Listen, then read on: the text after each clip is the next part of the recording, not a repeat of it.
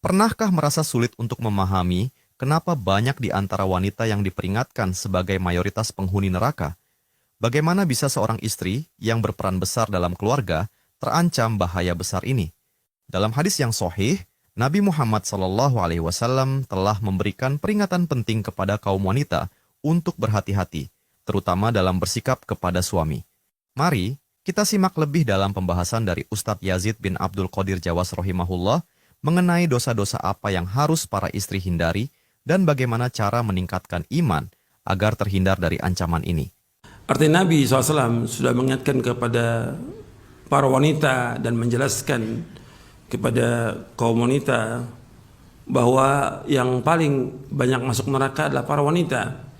Sampai Nabi bersabda SAW, "Ya ma'syaran nisa tasaddaqna fa inni ra'aitukunna aktsara ahlin nar." Wahai para wanita, bersedekahlah kalian karena aku melihat kalian yang paling banyak masuk neraka. Kemudian ada seorang sahabat bertanya, "Ya Rasulullah, apakah kami ini kufur?" Karena Nabi menyebutkan yakfurna, mereka kufur. Apakah kami ini kufur? Arti kufur keluar dari Islam? Tidak. Yakfurna al-ashir, kata Nabi SAW. Mereka kufur kepada suami.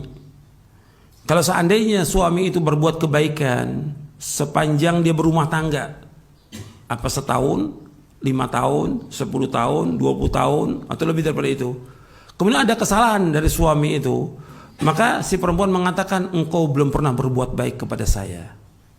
Ini nas, hadis Nabi ini, sahih riwayat Bukhari dan Muslim. Jadi si perempuan mengatakan, "Engkau belum pernah berbuat baik kepada saya." Dia mengatakan demikian. Ini kufur. Kufranul ashir namanya. Kufur kepada suami. Jadi di antara sebab wanita itu dia masuk neraka, yang pertama kali Nabi sebutkan bahwa wanita itu fitnah. Kata Nabi dalam hadis yang sahih yang diriwayatkan Bukhari Muslim, "Ma taraktu ba'di fitnatan hiya adarru rijal nisa." Tidak aku tinggalkan fitnah yang lebih berbahaya bagi laki-laki dan wanita. Muttafaqun alaih. Wanita fitnah. Kemudian juga ketika dia menikah, kewajiban dia untuk taat kepada suami. Ketika dia tidak taat, tidak nurut kepada suami, maka ini yang membawa dia ke neraka. Mesti dia bersyukur dengan dia punya suami, dia bersyukur. Kewajiban dia taat, nggak berat. Kewajiban wanita nggak berat, nggak ada jihad bagi dia. Tidak ada jihad, tidak ada perang bagi wanita. Kewajiban dia artinya mengurus rumah tangga. Nggak ada kewajiban wanita cari nafkah, nggak ada. Yang wajib cari nafkah siapa? Siapa? Suami. Allah berikan laki-laki kelebihan. Ar-rijalu qawwamuna 'alan nisa bima faddala Allah ba'dahum 'ala ba'd wa bima anfaqu min amwalihim fas-salihatu qanitatun hafizatun lil ghaibi bima hafizallah. Allah sebutkan dalam surah An-Nisa di ayat 34. Allah berfirman, laki-laki itu pemimpin bagi wanita. Jangan dibalik. Laki-laki pemimpin, bukan perempuan pemimpin. Ar-rijal qawwamun 'alan nisa, pemimpin bagi wanita. Dengan sebab apa? Dengan sebab Allah lebihkan laki-laki daripada perempuan, yang pertama. Yang kedua, dengan sebab laki-laki memberikan nafkah. Kemudian Allah sebutkan fasalihat, perempuan yang soleh, yang bagaimana? Qanitat. Apa qanitat? Dijelaskan dalam tafsirnya, muti'atun lillahi wa li azwajihin.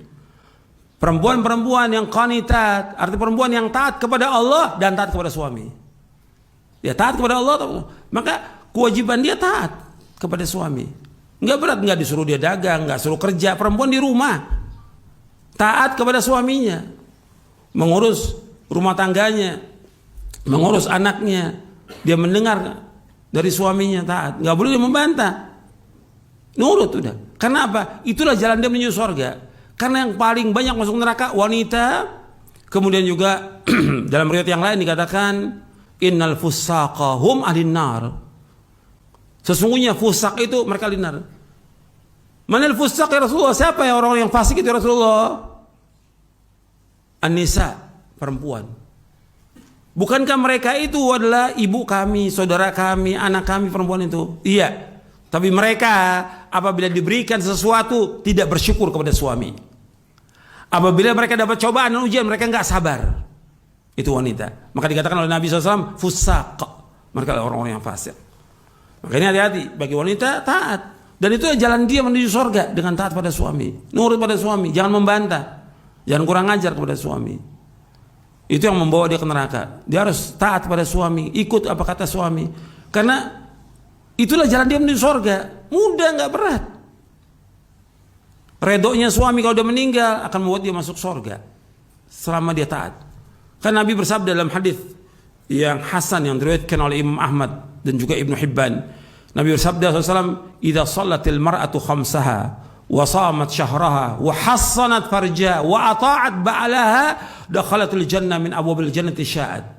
Apabila seorang wanita itu salat yang 5 waktu, dia puasa di bulan Ramadan, dia menjaga kehormatannya, dia jaga pakaiannya dengan sempurna.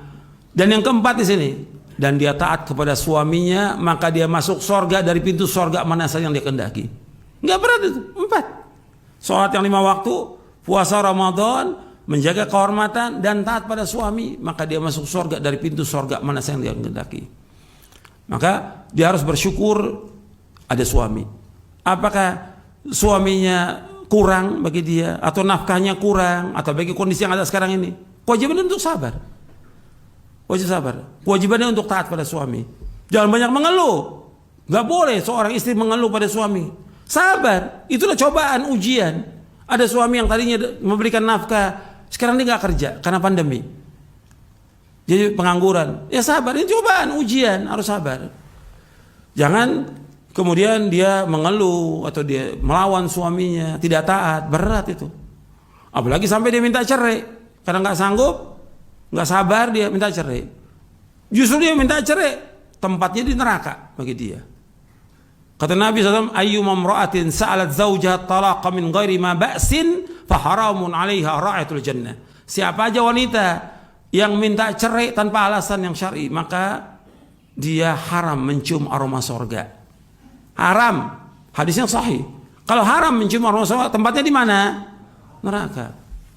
Kata Nabi SAW, aqallu sakinil jannati an-nisa, kata Nabi. Yang paling sedikit penghuni surga para wanita. Kalau antum mau banyak jadi penghuni surga, antum taat pada suami. Itu nas yang wajib kita ikuti dalil. Jadi justru dengan taat suami akan membawa kepada ketenangan, kesejukan, bahkan akan membawa kepada halawatul iman. Apa? Halawatul iman itu manisnya iman. Ini dibawakan oleh Syekh Albani dalam kitabnya Sahih At-Targhib wa Tarhib, bahwa seorang wanita akan mendapatkan lezatnya iman dengan dia taat kepada suaminya.